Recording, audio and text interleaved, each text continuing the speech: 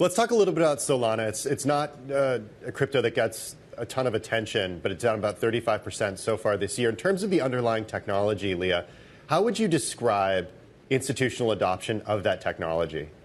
Yeah, it's a great question, and actually exciting since Sol futures were actually started trading yesterday on the CME. And they actually had a very interesting and good debut, I would say. In the end of the day, we need to see each altcoin launch as different.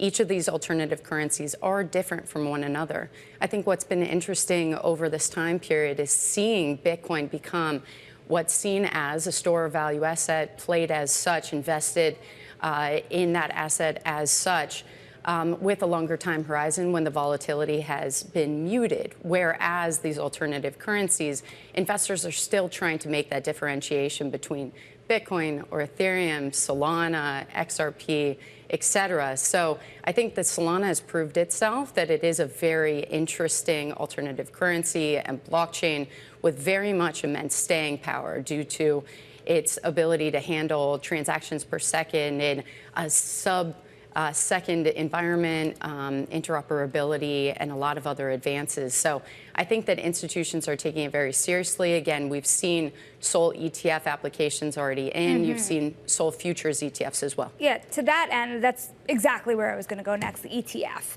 I know that you've kind of hitched your wagon to Solana here. It's Sol Strategies, isn't it? But if you had to make an educated guess on the types of ETFs that you might see next approved by the Securities and Exchange Commission, do you think it's Solana or something else? And depending on who it is first, what kind of new interest do you think it might bring to the ETF community that may not even really know about these assets?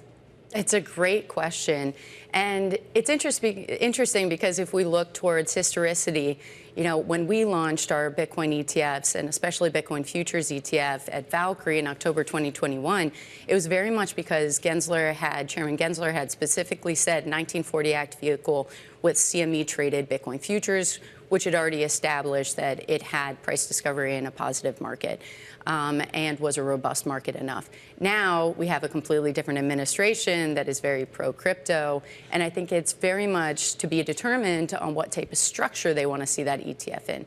But now you have Sol futures that have already been trading, and I think that that's already proving itself to be a robust market, and that's just day one trading or day two today.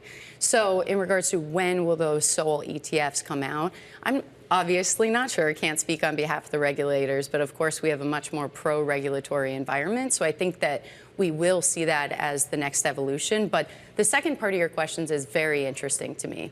The question, I think, comes down to how do investors differentiate between Bitcoin, Ethereum, and the other alternative currencies, and when and how will they see that Solana is, let's say, potentially a superior blockchain, whereby a more interesting and stable speculative investment. I think that that takes time, that takes education, that also takes regulatory information and guidance, and we're still getting there. But that's not a bad thing. That provides that opportunity for us, boots on the ground, talking to registered investment advisors and other allocators to get there for that educational piece.